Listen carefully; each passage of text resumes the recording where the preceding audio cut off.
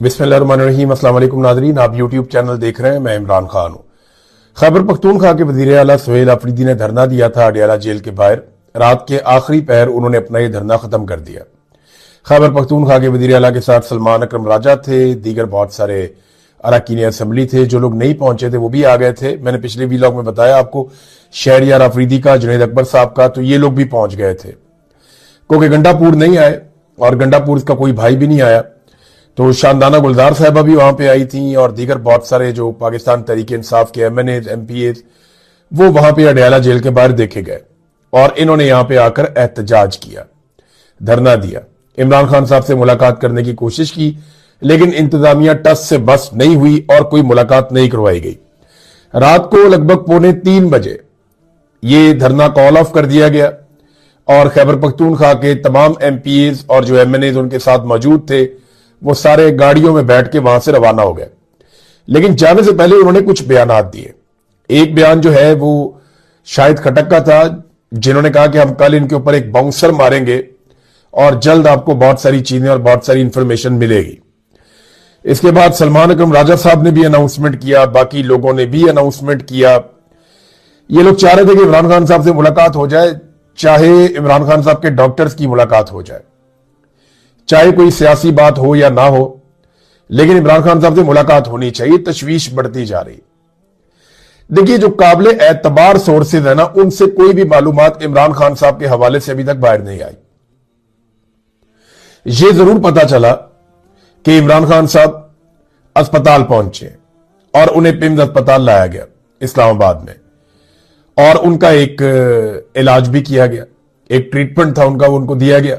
लेकिन किसी भी इमरान खान साहब के करीबी शख्स से या किसी ऐसे सोर्स से जो मालूमात, जिसकी मालूमात के ऊपर भरोसा किया जा सके, जिसकी मालूमात पे इमरान खान साहब के कारकुन, उनकी पार्टी के लोग या उनकी फैमिली के लोग भरोसा करें, उससे इमरान खान साहब की मुलाकात नहीं हुई। हम सहाफियों के पास भी जो खबरें हैं वो मुख्तलिफ जराए से हैं। कुछ अस्पताल के जराए हैं, कुछ पुलिस के जराए हैं, कुछ एजेंसियों के जराए हैं, कुछ जराए जो हैं वो जेल के जराए हैं। तो सब अपने अपने जराए को इस्तेमाल करते हुए खबरें दे रहे हैं और डॉट कनेक्टिंग हो रही है कि इमरान खान साहब को अस्पताल पहुंचा के उनका इलाज करवाया गया, जिसकी तस्दीक वफाकी वजीर इत्तलात अता तारड़ ने भी कर दी है। अब तशवीश बढ़ती जा रही है कि इमरान खान साहब की हालत क्यों इतनी खराब हुई या मामला असल में है क्या। डॉक्टर इमरान खान साहब के पहुंच गए, जो उनके जाती मुआलिज हैं वो भी पहुंच गए अडियाला के बाहर। तो ये ऑफर भी दी गई कि आप डॉक्टर्स की मुलाकात करवा दें। तो बिल्कुल गैर सियासी लोग हैं, ये कोई सियासी बात भी नहीं करेंगे, आकर आप करवाएं मुलाकात। खबरें आती रही कि बातचीत चल रही है, कोई बात बनने वाली है, लेकिन फिर इमरान खान साहब की कोई मुलाकात नहीं करवाई गई। डॉक्टर आसिम यूसुफ, जो इमरान खान साहब के अपने डॉक्टर हैं, और दीगर कुछ डॉक्टर हैं, 2-3 मुआलिज थे, वो रात गए तक इंतजार करते रहे, लेकिन जब मुलाकात नहीं हुई तो फिर वो चले गए। और 2:45 बजे पाकिस्तान तहरीक इंसाफ ने धरना खत्म कर दिया और अब एक नई हिकमत अमली का अनाउंसमेंट सुबह किया जाएगा। यह हिकमत अमली जो अनाउंस की जाएगी, ये सुप्रीम कोर्ट ऑफ पाकिस्तान के अहाते से की जाएगी।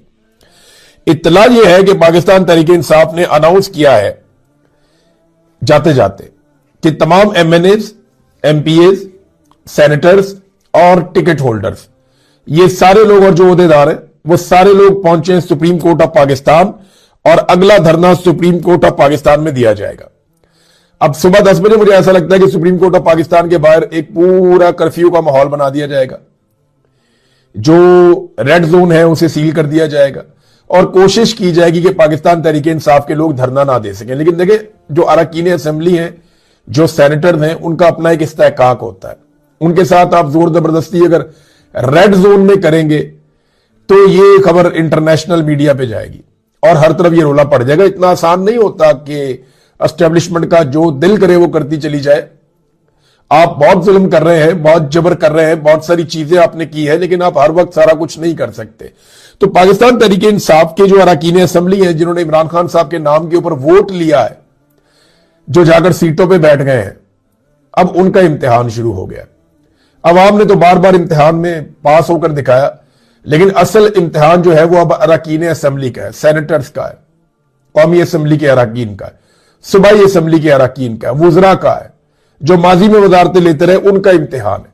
अब इन सारे लोगों को आकर सुप्रीम कोर्ट ऑफ पाकिस्तान में एहतजाज रिकॉर्ड करवाना पड़ेगा और जितनी भी कॉल्स दी जाए उन तमाम कॉल्स के ऊपर इन लोगों को आना पड़ेगा। तो पहली हिकमत अमली ये है कि सुप्रीम कोर्ट ऑफ पाकिस्तान में जाकर धरना देंगे और वहां पे ये कोई अनाउंसमेंट करेंगे जो अगले लायामल के हवाले से होगी। और याद रखिएगा जुम्मे का दिन है, सुबह 10 बजे इन्होंने रखा है तो ये 12-1 बजे तक चलेगा मामला मैक्सिमम। उसके बाद जुम्मे की नमाज हो जाएगी और फिर हफ्ते वाले दिन खैबर पख्तूनख्वा में ही दोबारा पॉलिटिकल एक्टिविटीज है सुहेल अफरीदी की। एक नए जिले में वो जा रहे हैं, गालिबन इस मरतबा वो सवाबी में जा रहे हैं जहां पे बहुत बड़ी एक्टिविटी पॉलिटिकल होने जा रही है।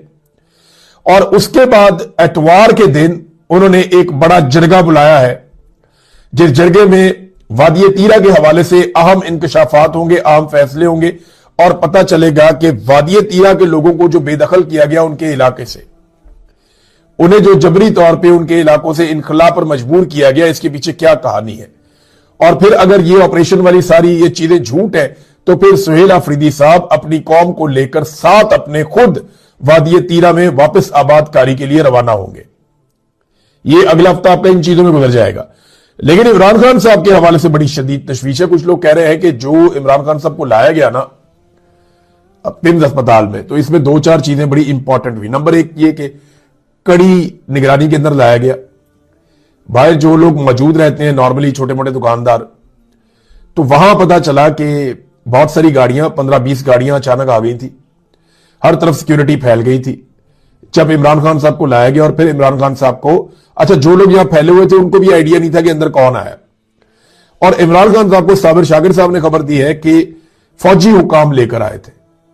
ये काम जो है वो फौजी हुकाम ने किया, सिविलियन इदारे ये काम नहीं कर पा रहे थे, उन्हें पता भी नहीं था कि क्या हो क्या रहा अंदर। वो बाहर वाला कवर उनको दिया जाता है ताकि कोई एहतजाज हो जाए, कोई चीज हो जाए तो वो मौजूद रहे। अदरवाइज जो सिविलियन इदारे हैं उनको तो ये पता भी नहीं था कि हो क्या रहा।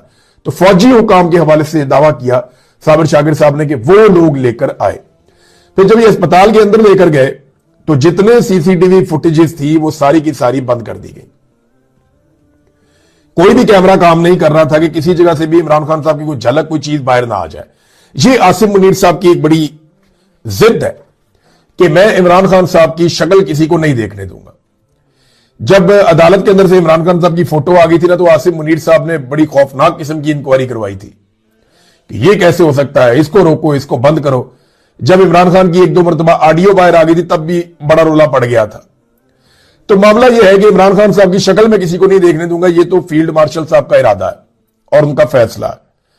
तो सीसीटीवी फुटेजेस भी बंद कर दी गई और जहां से इमरान खान साहब को गुजारा गया वहां पे लाइटें भी या बिल्कुल कम कर दी गई या बंद कर दी गई और एक घेरा डाल के चारों तरफ से इमरान खान साहब को ले जाया गया। और जिस ऑपरेशन थिएटर में इमरान खान साहब का ऑपरेशन हो रहा था वहां डॉक्टर्स के अलावा भी नामालूम अफराद मौजूद थे और उनकी मौजूदगी में इमरान खान साहब को ट्रीटमेंट दिया गया है। यह है नाजरीन वो सारी सूरत हाल। अब उनकी फैमिली, उनके घर वाले, उनकी पार्टी और पाकिस्तानी वो तशवीश में है, परेशान है कि इमरान खान को ऐसा हुआ क्या कि अचानक से पाकिस्तान टेलीविजन के ऊपर इमरान खान साहब का नाम भी चल जाता है और वो टाउट सहाफी इमरान खान साहब के हक में बोलना शुरू हो जाते हैं जिन्होंने कभी इमरान खान के हक में बात ना करने की ऐसा लगता है कि कसम खा रखी है। बहुत सारे ऐसे लोग इमरान खान के हक में बोले जो इमरान खान से शदीद नफरत करते हैं। देखिए ये अचानक से इतनी बड़ी तब्दीली नहीं आ सकती। तो ये सारी चीजें तशवीश में मुब्तला कर रही हैं पाकिस्तान तहरीक इंसाफ को, इमरान खान साहब की फैमिली को। अब होगा क्या इसके बारे में हम बात बाद में करेंगे, लेकिन एक चीज मैं आपको बताऊं, एक तरफ एक सूबे का वजीर आला अडयाला जेल के बाहर बैठा था, इतनी बड़ी पॉलिटिकल एक नाइंसाफी है और पाकिस्तान का कोई मीडिया उसे नहीं दिखा रहा था। दूसरी तरफ एक सूबे की राजकुमारी वजीर आला वो टीवी पे बैठी थी और सारे टीवी उसको दिखा रहे थे और वो अपनी ब्यूरोक्रेसी के साथ बैठ के एक नाकाम अदाकारी और एक नाकाम ड्रामा कर रही थी। एक तो मैंडेट ही नहीं है, जाली हुकूमत है, थोड़े से एमपीएस हैं, इतने से एमपीएस के साथ तो अपोजिशन नहीं बनती जितने एमपीएस के साथ उसको वजीर आला बना दिया पकड़ के। जाली हुकूमत, जाली वजीर, जाली फार्म 47 सारों के और जालसाजी करके इक्तदार पे कब्जा कर लिया। फौज में डंडा देके ब्यूरोक्रेसी को इनके पीछे लगा दिया। अब वहां बैठ के अपने डीसी कमिश्नर के साथ पूरा कुश्ती खेल रही। किया क्या इन्होंने देखें, वो एक मजार के ऊपर एक फैमिली आई, मियां बीवी और उनका बच्चा, एक बेटी छोटी, वो बीवी और बेटी निकलती है और निकल के वो मैन होल में गिर जाते हैं। अब उसके बाद बजाय इसके कि उसके शौहर की दादरसी की जाए, उसकी बात सुनी जाए, वो कह रहा है, सबको बता रहा है कि इधर गिरे हैं, वो इसके अंदर वो गिरे हैं, हमारी मदद करो। बजाय मदद करने के पुलिस वाले आए और ऐनी शाहिदीन के मुताबिक 2 थप्पड़ मारे उस आदमी को और ले जाकर गायब कर दिया। उस आदमी पे तशद्दुद भी किया गया। ये जियो के ऊपर चला गया, उसके ऊपर इतना तशद्दुद किया गया कि उसे बाद में मंजरे आम पे नहीं आने दिया गया। उसकी अभी तक कोई बात सुनवाई नहीं गई। उसकी बीवी और बच्ची जो है वो नाले के अंदर से बरामद हो गया, उसके अंदर से, गटर के अंदर से, कई घंटों के ऑपरेशन के बाद उन्हें मुर्दा खाना में शिफ्ट कर दिया गया और मुर्दा खाना से निकाल के ईदी की एम्बुलेंस में डाल के फौरी तौर पे उनके गांव मुंतकिल कर दिया गया, फौरी तौर पे गांव में रवाना कर दिया गया। और वो बंदा जो है शौहर, उसको अब तक सामने नहीं आने दिया गया दोबारा। ये लोगों को पागल समझते हैं और बैठ के बाद में आपस में फिक्स मैच खेल रहे हैं कि ब्यूरोक्रेसी सारी बिठाई और ड्रामा कर रहे हैं। इसी तरह के ड्रामे शहबाज शरीफ करता था, डबो के रख दिया उसने पाकिस्तान को। यही ड्रामे ये राजकुमारी भी कर रही है, ये भी पाकिस्तान का बेड़ा ही गर्क करेगी। इसके बाप ने भी पाकिस्तान का बेड़ा गर्क किया। जो इन्होंने आईपीपी के मुआहदे किए, जो इन्होंने एलएनजी के मुआहदे किए, जो इन्होंने कमीशनें खाई हैं पाकिस्तान के अंदर बड़े बड़े प्रोजेक्ट्स के अंदर, बेड़ा गर्क कर दिया मुल्क का पकड़ के। आज तक ये मनी ट्रेल नहीं दे सका पूरा खानदान मिलकर। इनके अपने घर का बच्चा गिरे ना गटर में तो इनको लग पता जाए। फर्ज करें ना, ये जुनैद सफदर की अभी इन्होंने शादी की है, कुछ अरसे के बाद इसके अल्लाह ताला करे कोई बच्ची पैदा हो जाए तो इसकी बीवी और बच्ची किसी गटर में गिर जाए और जुनैद कहे कि उनको निकालो, और सामने से एक एसएचओ आके जुनैद को चपेड़े मार के ले जाके सीटता हुआ और उसके बाद उसकी खातिरदारी करे जाके थाने में, चंगी उसकी क्लास लें, तो उसके बाद मैं इनसे पूछूंगा कि क्या हुआ। देखो, अपने बच्चों के बारे में सोचो। हर एक को अपना बच्चा उतना ही प्यारा होता है। इन्होंने, इनके सीने में दिल है ही नहीं। ये ड्रामा कर रही है, ये ड्रामेबाजी है सारी की सारी। इनके सीने में दिल है ही नहीं। इन्होंने 2000 से ज्यादा बंदा मावरा अदालत कत्ल कर दिया पकड़ के। मावरा अदालत कत्ल, कुछ शादो नादर कहीं पे कोई बहुत बड़ा केस होता था तो पता चलता था कि यहां पे निजाम ने कोई मावरा अदालत कत्ल कर दिया। वो इन्होंने तो तबाहियां फेर दी है। इन्होंने तो इतने कत्ल कर दिए हैं, इतनी तबाहियां फेरी हैं इन्होंने कि उसकी कोई दूसरी मिसाल ही नहीं है। 2000 से ज्यादा बंदा इन्होंने पंजाब के अंदर अब तक की इतला के मुताबिक मावरा अदालत पुलिस के हाथों कत्ल करवा दिया।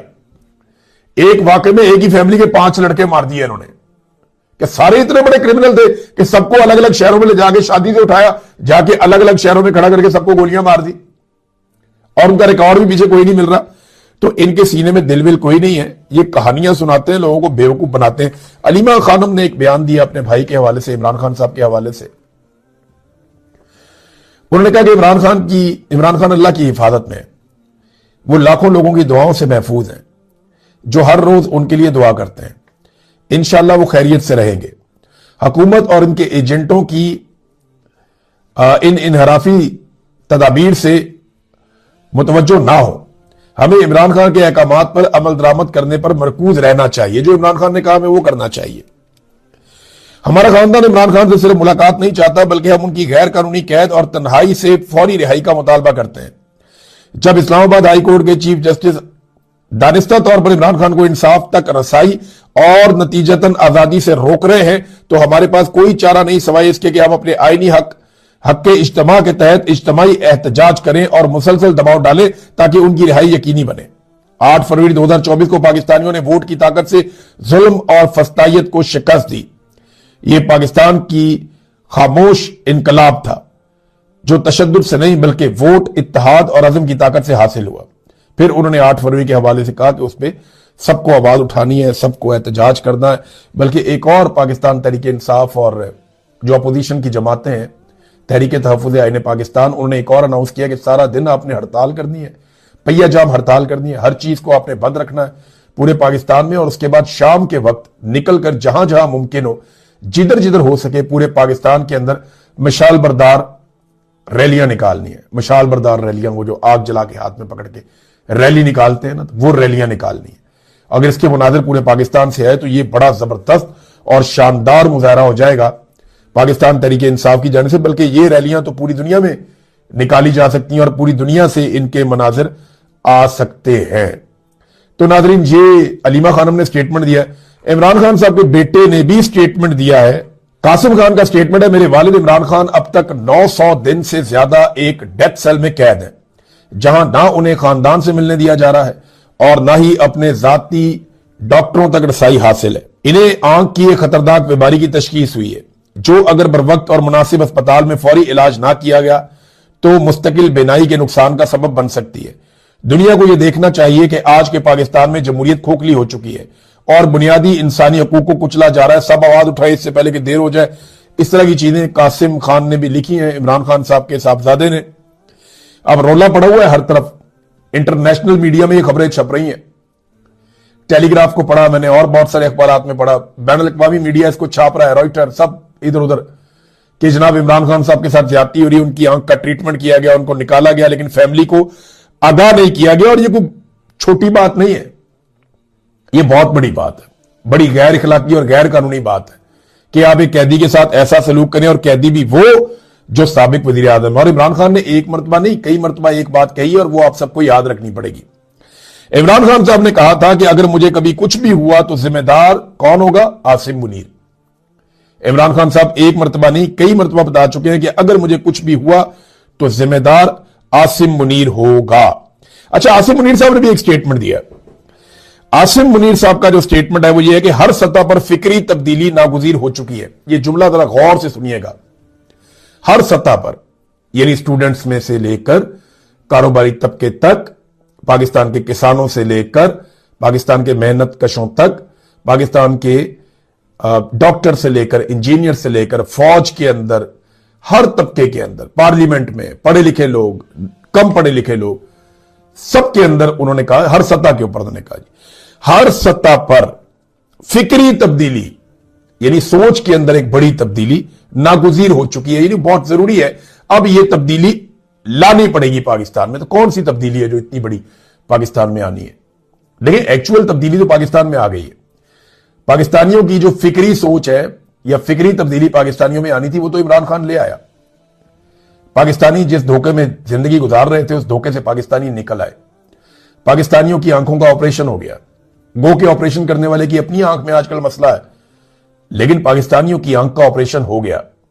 यह फिक्री तब्दीली आ चुकी है। लेकिन आसिम मुनीर साहब किस फिक्री तब्दीली की बात कर रहे हैं, यह मैं आपको बता देता हूं। यह बड़े लंबे अरसे से काम चल रहा है। जनरल बाजवा के दौर में इसका आगाज हुआ था और उसके बाद तेजी से इस पे काम हो रहा है। पाकिस्तान की फौज के अंदर कंटिन्यूसली इस बात को डिस्कस किया गया है, इदारों के अंदर डिस्कस किया गया है, सियासतदानों के अंदर डिस्कस किया गया है, सहाफियों के अंदर डिस्कस किया गया है कि इसराइल के और फलस्तीन के मामले में हमें अपनी पॉलिसी बदलनी पड़ेगी। कायदे आजम मोहम्मद अली जिन्ना की पॉलिसी उनके दौर में रेलिवेंट थी। आज का दौर ये लोग कहते हैं कि क्योंकि बदल गया है तो जनाब पॉलिसी भी बदलनी पड़ेगी।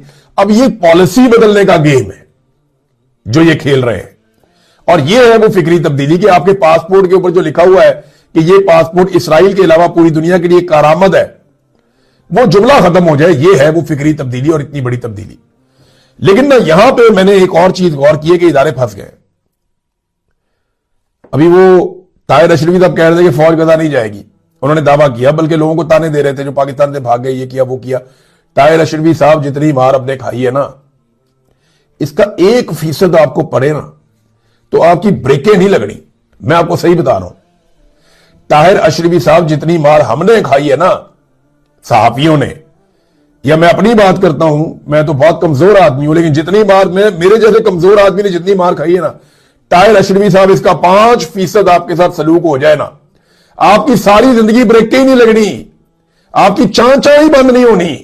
ये लिख कर ले आप मेरे से, लिख कर ले आप मेरे से। और इसीलिए तो आप हर एक के साथ बैठ जाते हैं, इसीलिए तो आप हर एक जूते को पकड़ के पॉलिश कर देते हैं, इसलिए तो आप हर जर्नैल के साथ खड़े हो जाते हैं, इसलिए तो आप हर हुकूमत का हिस्सा बन जाते हैं, क्योंकि आपको पता है कि आपकी औकात नहीं है कि आप किसी जगह पे भी मुजामत कर सके। आप ये कर ही नहीं सकते, आपके अंदर ये क्वालिटी नहीं है, आपके अंदर ये है ही नहीं, आप कभी मुजामत कर ही नहीं पाएंगे, इस काबिल ही नहीं है आप। तो ताहिर अशरफी ने कहा जनाब कि फौज नहीं जाएगी गजा में, लेकिन मेरा यह मानना है कि ताहिर अशरफी को अपने मालिकों से पूछना चाहिए कि जनाब कम से कम तरदीद तो कर दे। जो बात अमेरिकी वजीर खारजा मार्को रूबियो ने जो बात की है उसकी तरदीद कर दे। फिर कम से कम ये कहे कि मार्को रूबियो ने झूठ बोला है, क्योंकि मार्को रूबियो ने तो कहा कि पाकिस्तान ने खुद दरखास्त की है कि हम अपनी फौज गजा में भेजना चाहते हैं। तो ताहिर अशरफी साहब आप कह रहे हैं नहीं भेजना चाहते, मार्को रूबियो कह रहा है कि पाकिस्तान खुद अर्जी डाल रहा है कि भेजना चाहते हैं, तो आप बताएं कि आप सच बोल रहे हैं या मार्को रूबियो सच बोल रहा है? और अगर मार्को रूबियो झूठ बोल रहा है तो कम से कम आपका महकमा खारजा या आपका DGISPR या आपका आर्मी चीफ और कोई बंदा तो आगे कह दे कि ये झूठ बोल रहा है पाकिस्तान के बारे में। वो नहीं बोलेंगे। वो इसलिए नहीं बोलेंगे कि वो जानते हैं कि मार्को रूबियो ने जो बात की है उसके पास उसका सबूत भी है, वो अर्जी उनके पास मौजूद है जिसमें यह दरखास्त उनसे की गई थी।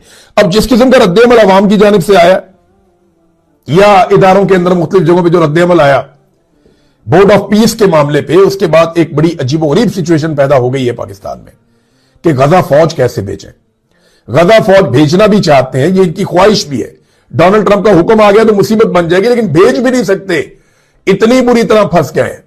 भेजते हैं तो फिर मरते हैं, नहीं भेजते तो फिर मरते हैं। ये बहुत बुरी तरह फंसे हुए हैं और ये दावे कर रहे हैं कि हम नहीं भेजेंगे, हम नहीं भेजेंगे, लेकिन जब चैलेंज आएगा तो तब पता चलेगा। अभी कुछ कहा नहीं जा सकता, लेकिन यह बहुत मुश्किल हो गया है कि अब यह गजा फौज भेज सके या गजा में, फलस्तीन के इलाके में, गजा के इलाके में यह फौज भिजवा सके फौरी तौर पे, तो यह बहुत तकरीबन नामुमकिन होता जा रहा है। लेकिन पता कोई नहीं इनका, इन्होंने बहुत ऐसी कार्रवाइयां डाली हुई हैं, यानी वो जैसे डी चौक में इन्होंने 26 नवंबर को बंदे मार दिए थे और जिस खबर की बुनियाद के ऊपर उन्होंने मारे थे, जिसके बाद ये एग्रेसिव हो गए थे, वो खबर आप देख लें। ये है एजाज सैयद साहब की खबर थी, PTI एहतजाज, शरपसंदों ने रेंजर्स अहलकारों पर गाड़ी चढ़ा दी, 4 अहलकार शहीद, 5 जख्मी। ये कत्लेआम जो है ना वो डाल दिया गया था। कत्लेआम क्या था? एक हादसा था गाड़ी का, वो डाल दिया गया था PTI पे और उसके बाद PTI के ऊपर धड़ाधड़ गोलियां चल रही थी। बहुत गुस्सा था सारों को, आग मुंह से उगल रहे थे, मुंह से इनके थूके और झागे निकल रही थी। अगले दिन सारे पहुंचे हुए थे जनाजे के अंदर और ये कह रहे थे गाड़ी चढ़ा दी, शरपसंदों की गाड़ी थी वो। लेकिन अब जरा खबर सुने आप। रेंजर एहलकारों की शहादत का जो केस है, इसमें इस्लामाबाद हाई कोर्ट का गाड़ी असल मालिक के हवाले करने का हुक्म जस्टिस अरबाब मोहम्मद ताहिर और इनाम अमीन मिन्हास ने फैसला जारी कर दिया। मुकदमे में नामजद मुलजिम की जमानत हो चुकी है, जिसका पाकिस्तान तहरीक इंसाफ से कोई ताल्लुक नहीं था। और बंदा कहता है जी मेरा पोता बगैर इजाजत के गाड़ी ले गया था। पोता जो है वो ज़हनी तौर पर तंदुरुस्त नहीं है, लिहाजा गाड़ी वापस की जाए। जज ने कहा जी गाड़ी वापस कर दें। यह वाली खबर थी जिसको बुनियाद बना के खबर गलत छप गई, गलत खबर छपवा दी गई कि जनाब ये शरपसंदों की गाड़ी थी PTI के एहतजाज में और इन्होंने रेंजर्स वाले मार दिए और उसके बाद वहां कत्लेआम कर दिया पाकिस्तान तहरीक इंसाफ का, इसका बहाना बना के। वो बंदा भी अपने घर में, उसकी गाड़ी छोड़ने का भी अदालत ने हुक्म जारी कर दिया। यह है नाज़रीन हालात। अब तक इतना ही, अपना ख्याल रखिएगा, अपने चैनल का भी। अल्लाह हाफिज।